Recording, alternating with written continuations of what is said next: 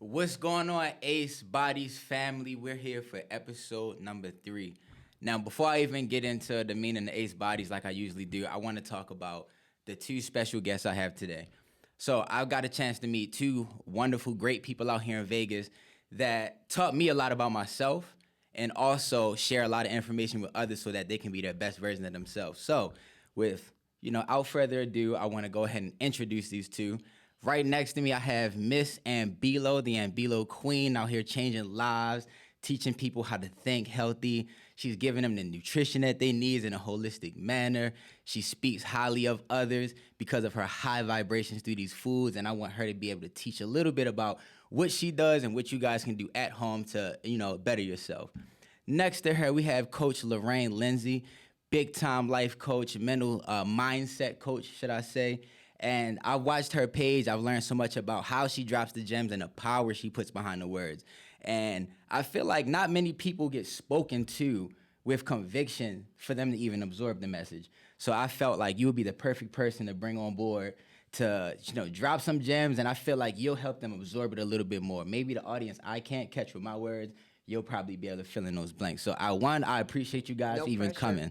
No pressure at all. I appreciate you guys coming on here, living in your truth. And the first thing I want to do, I want to ask you guys personally right now, why do you love what you do? Like, what got you into mindset coaching? What got you into the holistics? And any of you guys can, pop that off first. Okay, well, it's a great question. And I think I like to answer it in a very real, authentic way. Okay. I feel like it's something that I love and hate at the same time, right? Oh, wow, okay. It's like the thing that you have passion for because it's a call on you can also be a thorn in your side. Because at moments when you start to doubt yourself, when you want to run away from it, it won't let you go. So there are times when I'm really elated and I'm really loving it, and then there are other times when it's emotionally draining for me, if I'm being true. Yeah. I feel real talk. Yeah. Real talk. But you can't stop it. You can't shake it. It will not let you go. It won't. And that's when you know that it's a real call for you. That's regardless facts. of how you feel about it. That's fact. I have a personal account to that too. We'll get into that. Okay. And how about you, Lo? Well, honestly, what really drove and motivated me initially was, losing so many people to illnesses that probably could have been prevented or helped if we were healthier. So just to know that I'm empowered for my own health and I can help others see that is inspiring.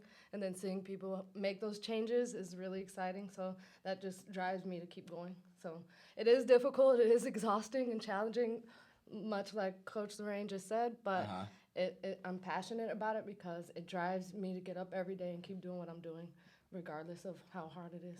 Awesome. So do you guys feel like there was a spark? Like, what was a spark in your life? Like, we always know deep down in our heart what our calling is. We look for confirmation. We ask God, I think I should do this. I really feel like I want to do this and pursue it. But what was a spark in your life that was like, you know what? This is the moment. There's no more waiting. I'm about to attack this thing full throttle because now I know that my purpose is waiting on me. Like, do you guys have that moment in your life or on your journey? For me, I always had this thing inside of me that was to help and heal, right? That was something that I always had this burning desire to do. I just felt like I wanted to help people, even when I was little. I took that as something to do medicinally. So I went through the pathway. I channeled that through medicine. So I went to school to be a paramedic. I was an EMT for 10 years. I was doing firefighting as a explorer cadet kind of thing. Wow. And then I went into nursing school thinking that I will eventually get to, maybe becoming a doctor or whatever. And I was a single mother, so that was the least expensive option for me at the time. And things just were not working out. It was like I kept hitting these really crazy roadblocks that I didn't understand why. And like, I'm really gifted. I knew I was really good. I knew that I was intelligent and I had the passion and I cared about patient care. But the program and the circumstance was just forcing me out. And at some point, I just had to say, what is it about this thing that I feel that I'm called to do that I need to do differently? Because there's got to be a reason why this is not working out as much as I know this is what I'm supposed to do. Okay. Around what age was this, by the way? I was in my 20s at the time. Okay. And through a set of circumstances, without being long-winded, there was a woman that I knew, and she kind of had an essence of a teacher. That was kind of her thing, and she wasn't a teacher. And I remember telling her, why aren't you a school teacher? You know, you're always teaching. She's like, well, I did that job and I hated it. She's like, just because you have a gift, it doesn't mean you have to do it quite literally. And that was that catalyst, that conversation that I needed to hear to say, okay, I need to not look at it from my perspective of what I think it needs to be. I need to kind of be a little inward and find what that pathway is for me. And ultimately, it led me down this pathway of coaching people. Nice, that's fire. Yeah. So like when she dropped that gem on you, how did you decipher what that meant? You know, a lot of people will hear that, well, don't take it literally, but it's clearly something about your mind works where you say, all right, there's a gift I have. I don't got to take it literally, but how do I express this and how do I make this work for me? Like, how do you decipher that type of message? Well, I didn't have like a languaging or a way to define it at the time, but looking back, I could say that I feel like when we are looking for purpose, a lot of us are obsessed with the grandiose idea of purpose. Okay. Right? And when you're inward, it's like life is always speaking to you. If you are willing to be a student to your life, you'll hear it. And what I mean by that is that a conversation will pop up somewhere. You could be at a Starbucks or what have you, and something will ignite you. Your ear will start to listen. You'll start to be pulled towards it. We don't pay enough attention to those little cues. Then there are times in life where you get things happen and it retracts you. You're kind of turned off by it. That's a cue as well. And if we were looking at those as like breadcrumbs in life, it's like, well, why did that interest me? Let me explore that. Yeah. And sometimes we, because of whatever we've got going on in our lives, we run away from the things we should run to, and keep the things that we need to let go of, you know. And so it's just really me at that time in my life. I was so depressed and sad about not finishing my nursing program, but I was praying and asking God why. And that lady's conversation, unbeknownst to her, was that little nugget that was dropped for me to hear. Yeah. And it was just at that moment, it was like, that's the answer. So it's just being in touch with self, I guess. Okay. Yeah. Understood. So do you think like let's say 3 years prior to you being in the space you were, do you think you would have received that message the same way? Absolutely not. No? No. And that's another thing too, is that I realized with life, when we talk about purpose, is the most successful people, and when I say success, I mean fill in your definition of that. It doesn't necessarily monetarily or fame or notoriety, but real successful people have this great appreciation for delayed gratification. Yeah. You know it's there. Like if I want to get to Disneyland and that's my destination, and I believe that Disneyland is there, the process of getting there doesn't really matter because I know the destination exists. Facts. And that's the part of our lives that sometimes we miss. We don't believe in the destination. That's real. Yeah. That's real. So what about you, Lo? So what was your defining moment or your spark?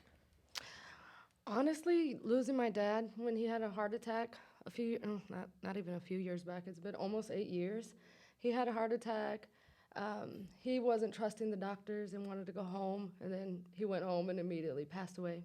He had a blood clot in his throat that he didn't know about.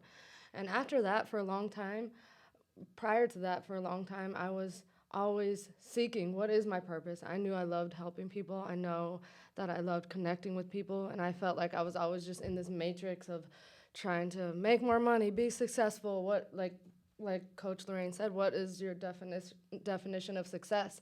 And I felt like I just had to follow what is expected of me or what society puts on us. So I was doing all these different sales roles and trying to move up in the company, in the matrix, and I just wasn't happy. And when I started really being in touch with myself, started doing more like outdoors and hiking and meditation, I started really learning myself and realizing that I was not fulfilled all those years. And after my dad passed away, I just have been on a mission to learn more about myself. How can I help others? And I found it. I feel like health is something that no matter what is always going to make me feel wealthy if I have that. So. Ooh, there we go. That's a gem for y'all. That's a gem for y'all. So really, I want to ask you, Coach Lorraine, starting with you, and then I want to come to you, Lo. Just like us, we all have that defining moment in our life that said, all right, this is when I knew it happened for me. But how do we captivate the minds of those who we know haven't reached that point? We know they want to. You as a mindset coach, how do you expedite that process for somebody? Or how do you go into their mind with them and help them realize that this is the moment? You stop waiting for that spark. Like, how do you do that?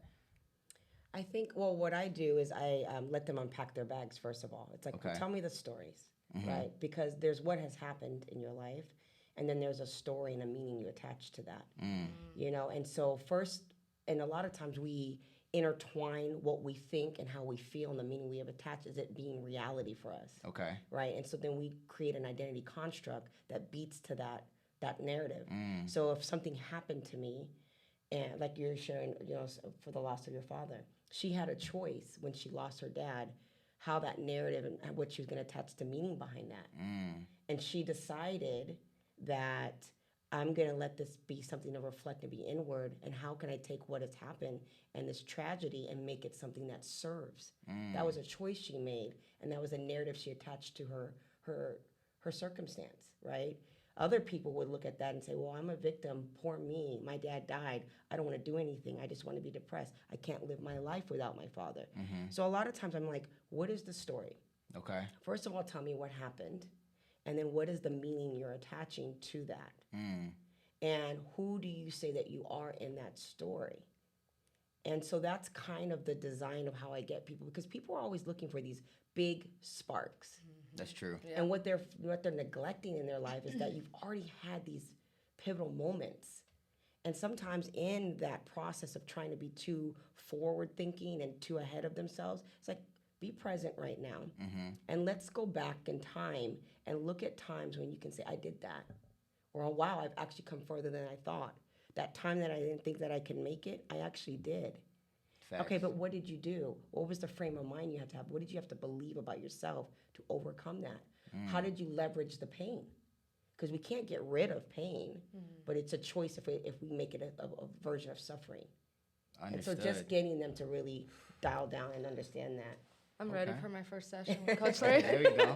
And then what Sign me about up. you, Lo? So when it comes to nutrition, like, you know, the average American, the average man or woman is going to say, hey, I don't have time to go eat healthy. I'm going to stop here and eat this today. And then the next day they say, you know what, I know I need to get on that diet, but I'm going to start next week. This is a busy week. How do you go from, how do you help somebody reconstruct how they're going to, you know, formulate their diet, how they're going to take care of themselves, and get them to believe that this is a healthier option for them? Not even just believe because it is a healthier option, but how do you help them transfer in their minds to buy into the process when it comes to taking care of yourself herbally, you know, holistically?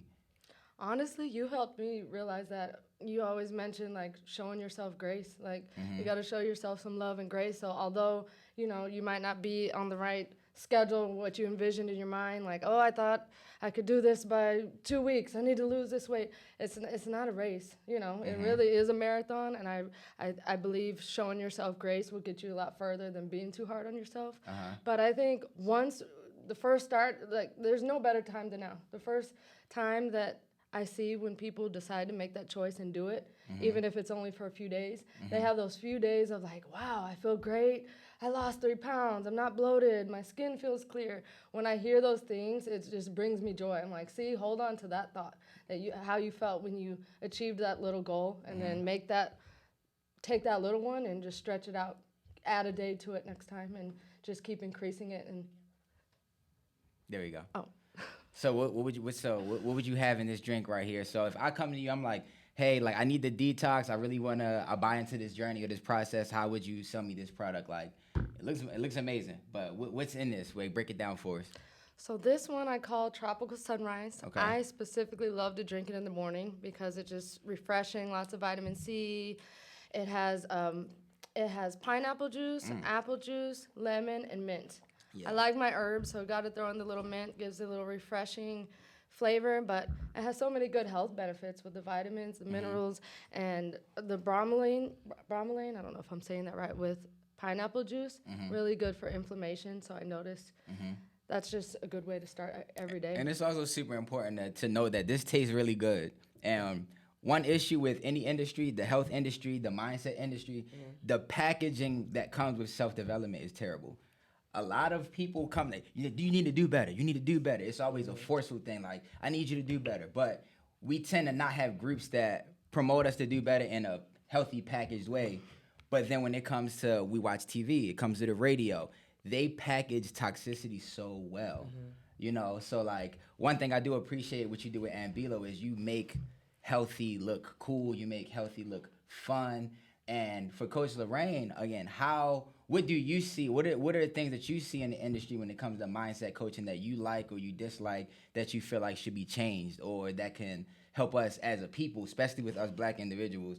How can we make this a easier or a more appealing process? Self-growth is hard, you know? It's difficult, but I think a lot of I'm gonna kind of circle back. It's just we have to be more honest with ourselves about what healing really looks like, what the journey really looks like, and also anticipating the problems that will come with that, right? Because when you're on a self-healing journey, the reason why most people don't do it is because it's hard.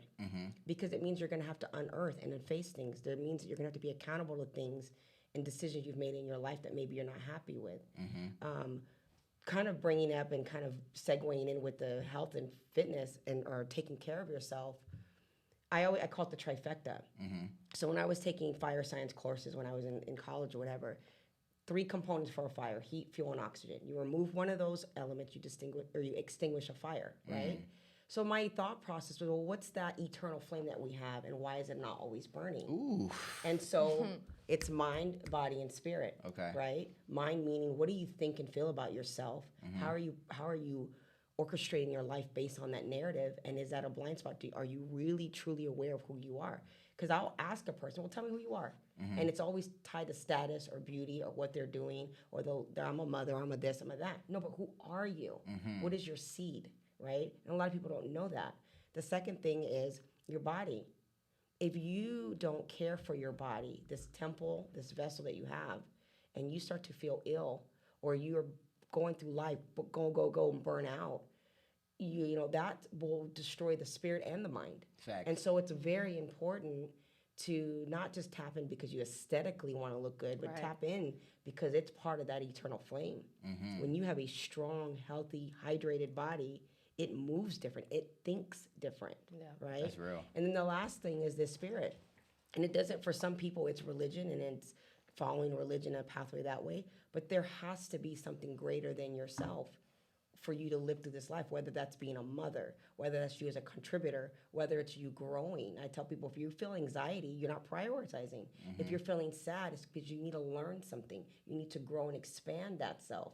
And that's the thing that kind of ignites the fire. And if that flame is not there, then I always look to see, well, where is that the flicker has been causing it to be extinguished, kind of thing. Yo, it's crazy you say that. So a personal account I have with that, I always tell people on my own journey as a personal trainer. I've been in Vegas for 7 years, you know, and my self-growth journey started the moment I stepped foot in Vegas. I was back home. I was always Sambition. I was always the one that got everybody amped. I was always the one that was like, no, you can do it, like reach for the stars.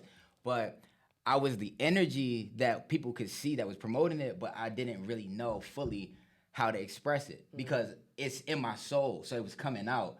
But I didn't have a cup to put it in, so it's coming out and it's just spilling on the floor. So now, like, I still got to clean this mess up. And when I got to Vegas, I've learned that, all right, I don't want to work for nobody else, even though I moved out here to be a personal trainer. And I got into the industry, and I'm like, oh, this is it. I got hired, and I'm at work, and I'm like, no, that's not it. I'm like, I still have limitations on me. I still have to work under somebody else's, you know, model. And, you know, I bought into the idea, like, you do have to start somewhere. So I was still there, but I knew there was something more for me. And I wound up leaving. I'm going independent. I'm printing out like 400 flyers. I'm going to knock on every door in my complex. I was like, I'm going to have 100 clients by tomorrow because everybody going to see the flyer. Not one single person called me back. Well, let me ask you a question, if I may interrupt for a second. Anything. Let's go. If you were sitting with me and we're having a coaching session, and I hear all these things and it sounds really amazing, but I'd want to know why. What is the tick inside of you that says, I don't want to work for somebody? Because sometimes that could be coming from a rooted pain of not being enough or not belonging. It could be tied into you trying to prove something. And sometimes when the way we look on the outside and the intention behind it, there's some conflict. There's an eternal conflict. And when we hit a roadblock where we're not getting past a certain point, it's because there's conflict. So cognitively, I'm telling myself, you know, I'm independent. I'm going to do me. I was a very independent woman, but that was very tied in to this disbelief of not being enough. So if I didn't feel like I was enough, I was never going to let anyone get close enough to me to prove that to me although I was already prudent to myself. So it showed up as independence. That was the armor that it was covered in. I 100% agree because And that independence gets you to things, gets you into jobs, gets you into careers, and then you don't understand why you're miserable. and I that's beautiful. I'm so glad you said that. So you can read people very well. So I am one of them friends that if we don't have a lot of time or space together, I'm the best friend you could possibly have. I'm gonna motivate you. You can call me up. You can talk about your problems. I'm gonna hype you up and pump you through it. But if you're around me all the time, you see another side where like I'm always in my head, and it's not necessarily like in my head in a bad way, but I'm always thinking about, all right, what can I do next? What can I do next? And I can disassociate myself from my surroundings. Okay. And a lot of people can, take offense to that. And it's not that I intentionally do that, but I know deep rooted, like I have some things that I want to work out within myself where I'm still proving to myself how much I actually do love myself, and I don't think I've reached a point where like I 100% love myself. What's your languaging, right? Already in the conversation, there's a blind spot. Yeah. Because you are saying your mantra right now is I am still trying to prove that I am enough. So that tells me that you don't believe it. Okay. So as much as you will go towards a thing to prove it, you won't make yourself a liar. You have to be it. I like that. And walk in it and understand the identity to that. And this is where we get stuck. Real quick, I had a mantra for years after I got divorced and went through an abusive relationship that I was broken. And I was very intentional because I thought I was responsible. I'm going to go out and I'm going to up my attendance in church. I'm going to read every book I can read. I'm going to take the classes and do the thing because I don't want to be broken. But I end up being more depressed, feeling more down, and not understanding why. And then there was an epiphany, which is a long-winded story, but there was a moment where I realized I am telling myself I am broken. So when I read the book, listen to the message, take the course, I'm looking for confirmation in what I already believe. Nothing else exists. So when I started to shift and say, no, I'm healed. I'm expansion. I'm enough. When I read the same book, there were totally different words in the pages, things that I couldn't see. Because I activate, reticular activation, I activate what I believe. So when you're trying to be enough or trying to prove to yourself, then you'll end up sabotaging, you don't even realize why. So you've got to change that narrative for yourself. Awesome. So Does do that you make feel sense? like that makes a lot of sense? Do you feel like that moment clicks, or because I'm big on affirmations, and I'll sit here and say like I know I don't 100% love myself. I can say I can give myself a confident 89. You know what I'm saying? I'm getting there. But why do you claim that? I claim that because I know that there's still room for my growth, and I feel like with self-love, love is unconditional. And I have some conditions with myself that are internally and deep rooted. Love is abundance. Love is abundance. It's not a measure of whether it's conditional or unconditional. It's what you have to give, not what you're ever going to get. And if you understand your abundance, you can be of that, and then you'll innately receive it.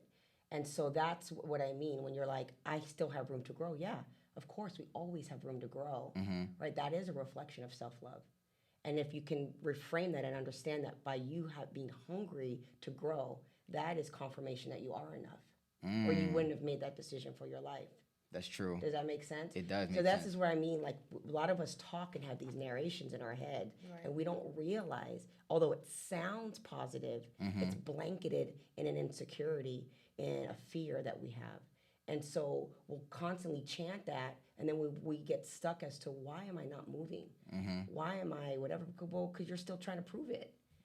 That's your mantra. So how does one go about fixing it outside of, if there is anything outside of like the affirmations, outside of just journaling, like what approach does someone take would you recommend they take to start believing that process or be able to make that click a little faster? They first have to be honest with who they are right now in the here and now, and be kind to themselves about that. Just keep it real. Right now in this space, I'm not happy. Okay, why? Well, because of this. Why? And I always tell them, layer it up. 7 times ask yourself that why until you get to the root. Okay. To really bring it in, usually it's because you don't feel you're enough, you don't belong, you're alone. Those are the 3 core reasons why people suffer, right? You cannot get rid of your darkness, but you can dance with it. if you recognize that with that comes light. And I think that that's the misconception, is that we believe that we can get rid of it. It's like, no, the darkness serves me if I let it serve me. Let's go. My fear is my inner child that needs healing. Right. So if I pick that kid up and say, come with me, we're good, then I can manage, I can go through life saying, when this problem hits, when this emotion hits, I can anticipate, I normally behave this way, I'm gonna decide to behave this way, but I gotta dance with this thing. It won't leave you. I love that. Yeah.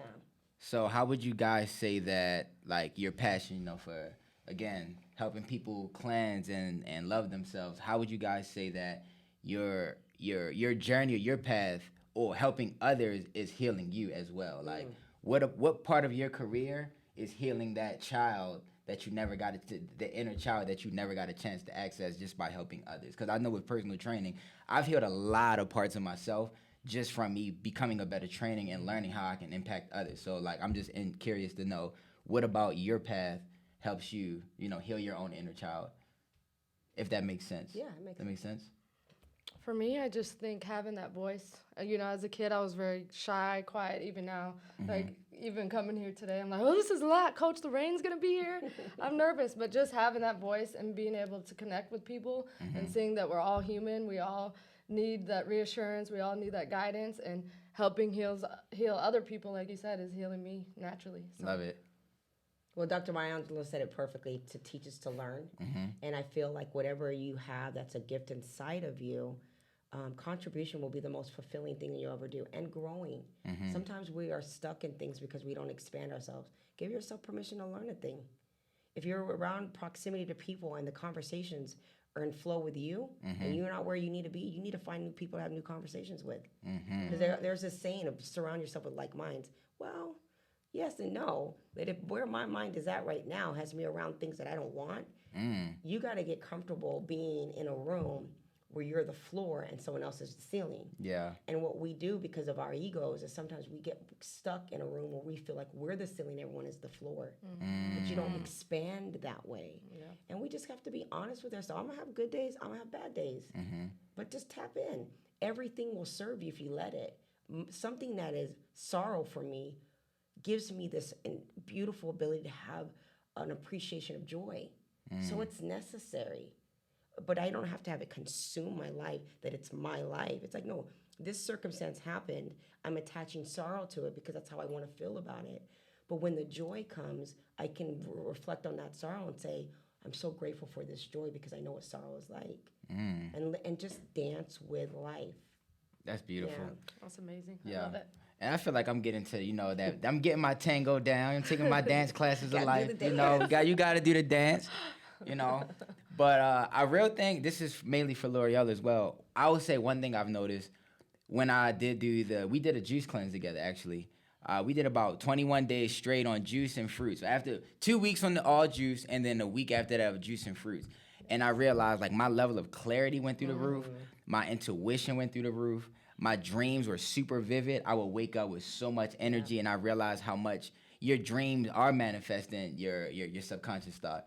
But then when we're eating bad, we're not taking care of our body, and we're smoking too much weed, and we're drinking all this alcohol, we're not having dreams, we're waking up with no energy, even though we got 8 hours of sleep. So that was another confirmation for me that, like, all of this is mental and spiritual, because when you're asleep, that's your reality, just not in this physical realm, but it's still a reality.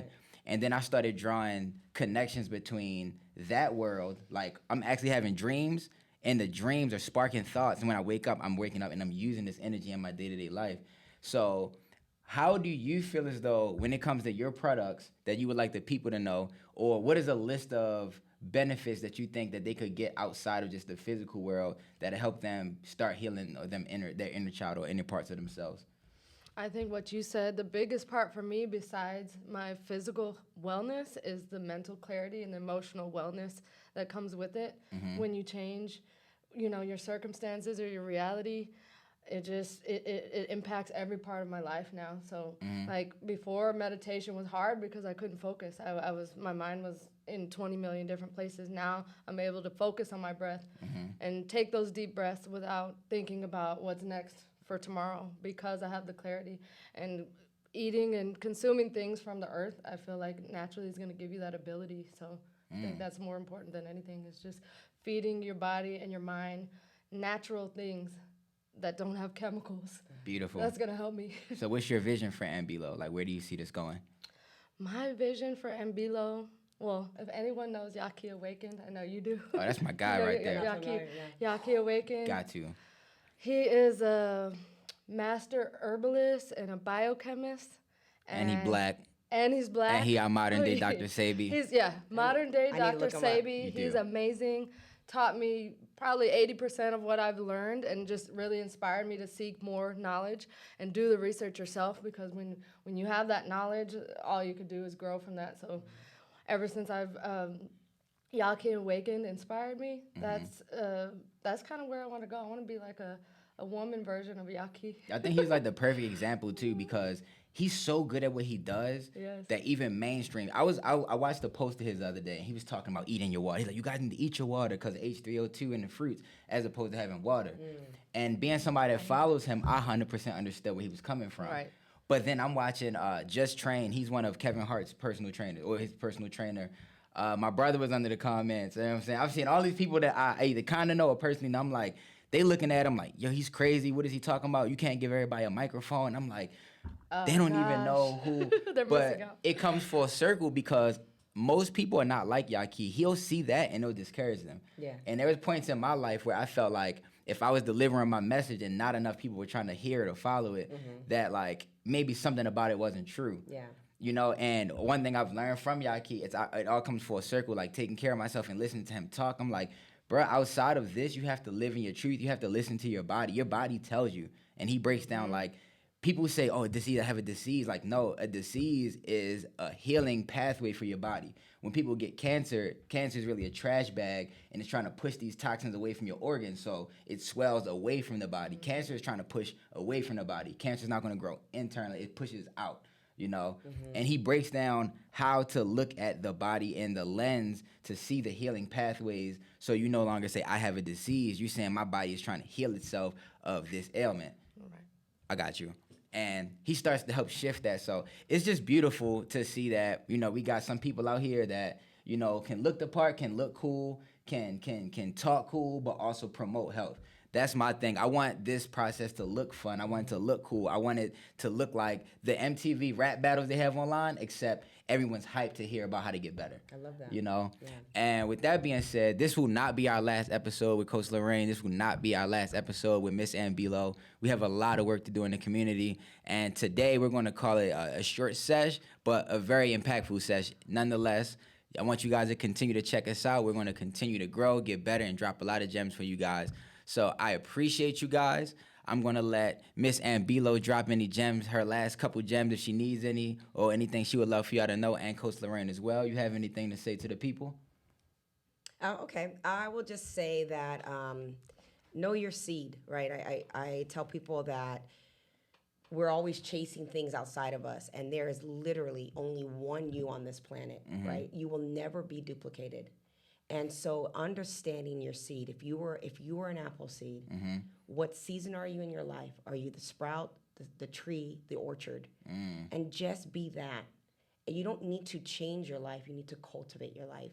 And when people can really understand, who am I at the essence of me? What is my seed? And what season am I in? And what do I need to cultivate? And that's it. We are really, really hard on ourselves, and we're chasing everybody else. And if you have a message out there, don't worry about everybody listening. Talk to you 5-10 years ago.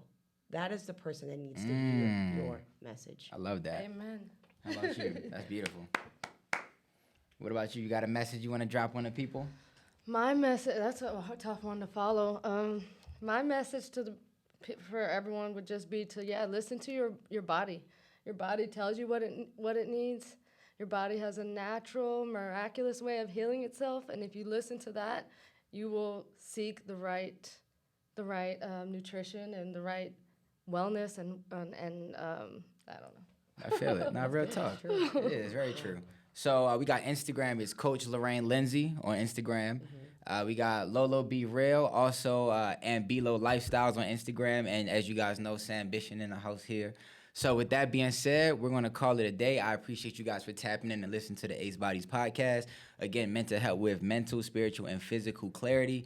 And I hope you guys gain something from this. And if you guys have any questions, please feel free to reach out, and we'll talk about anything on here that'll help you become better and bring your light out. So, peace out, you guys. Ace Bodies in the house. I'm out.